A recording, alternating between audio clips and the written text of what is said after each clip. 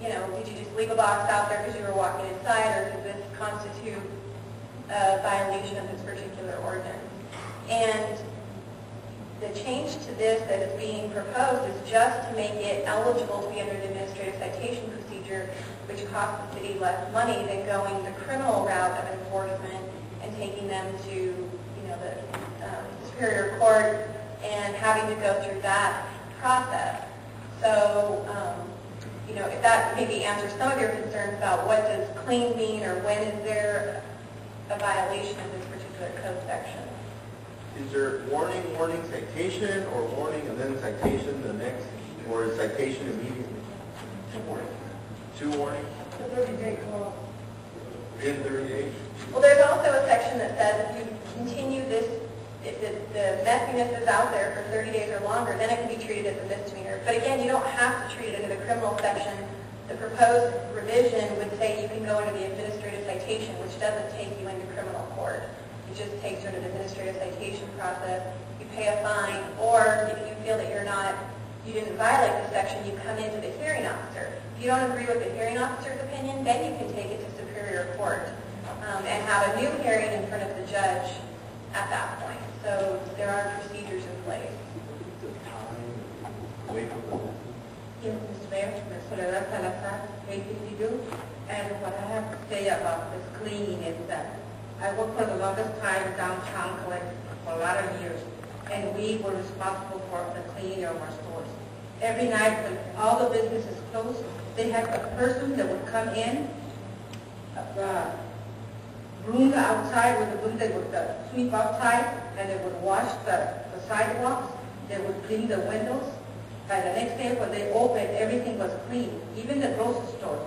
We had a grocery store by our business. It was a clothing store, and we could report if we could smell the smell of the meat whenever they delivered, and they had to go clean it the next day because they deliver at night. And people were cited. At that time, the business here, the city would go in and they would cite it if they didn't clean.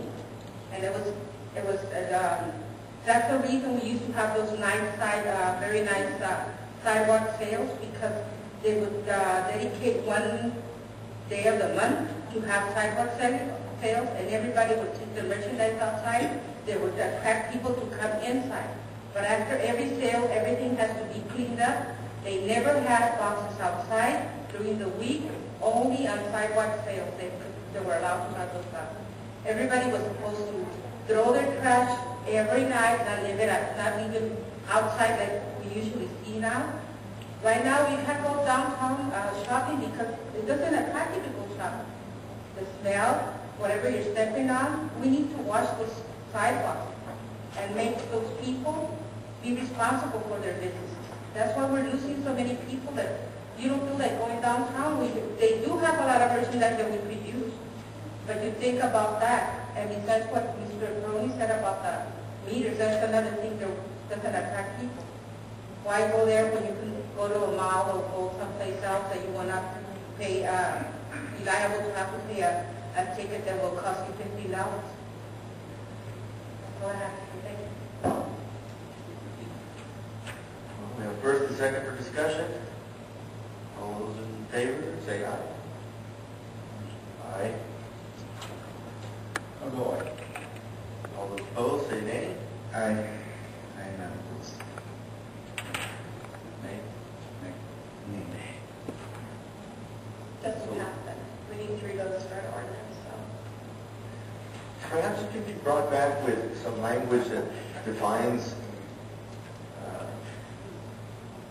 the clean, that clean thing. Maybe if we could have some courtesies before the warnings and then a citation. For example, if it's a business that handles a lot of that stuff. For example, I don't know. Anything. So it doesn't pass. Item number 15. Appointments to several commissions. I didn't get a list. I asked for a list. I know Erica was putting it together, but I didn't see it. in my packet as to, I don't remember which ones except for recreation. I wanted to nominate Liz Vizcarra.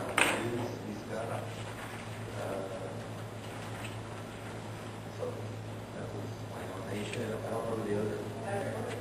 Library board. Library.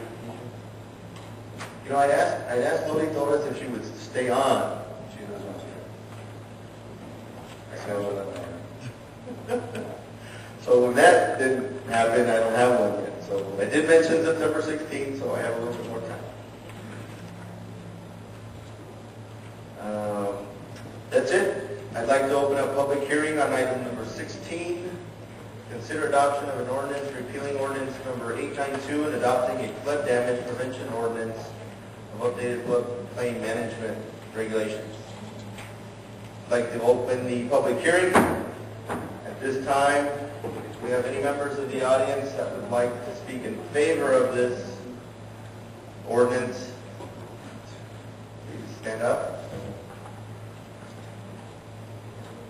Any members in favor of the ordinance?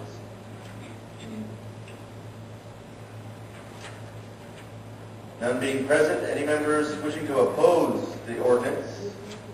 Wishing to oppose if you're not in favor of it. That being said, would our department head like to give a really brief synopsis since there's no one in favor or opposing? This ordinance, Mr. Mayor, is for us to be able to be compliant with state and federal requirements. Essentially, we don't have that many areas in town that are prone to flood. We do have an area that is just along the New River,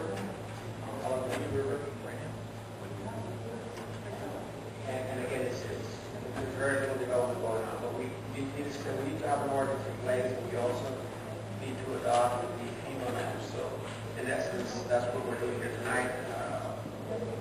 There's a couple of changes that I'd like to. Just reading the ordinance, I noticed that in section 3.2, we are, in essence, referencing the wrong date. I think the date should be, the FEMA map shall be effective September 26, 2008. And this is pretty much it. Okay, being that only change of the change in reference date, I'd like to now close the public hearing. I'd like to open it for city council comments. Do you have anybody that wishes to speak in favor or against on the council? No? Being that, I'd like to take a motion to approve. No, that's okay. I'd like to take a motion to approve the adoption of an ordinance. Do you need to read the title? Yes. It's an ordinance of the City Council of the City of Calexico, California, repealing ordinance number 892 and adopting a flood damage prevention ordinance of updated floodplain management regulations. And I just want to clarify that you're going to waive the full reading of the ordinance and just adopt by title only. Yes. So I have a motion. I'd like the motion. Do I have a second? Second. All those in favor say aye. Aye.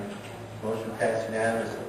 I'll have the informational items, the downtown committee updates. I think Ralph stepped out, but I know there was a meeting of the downtown merchants. I'll give a brief update on where they are. Yes, we've had 2 meetings with downtown merchants who are interested in assisting the city in identifying the items that are needed. One of them has been the restrooms that are right across from somebody's department store. Those were closed due to public health reasons. And also the lighting of downtown. And if you'll refer to my memo, they're also concerned about the dirty appearance of downtown. What we've done is that we did enlist the services of a local contractor to provide a concept of what could be done in the area where Joel Customs House is, the GSA Customs House, which is right now what we call our bus terminal area. And it's right on 1st and Heffernan, catty corner to San Luis, and I believe the Bronco Market used to be in that area also.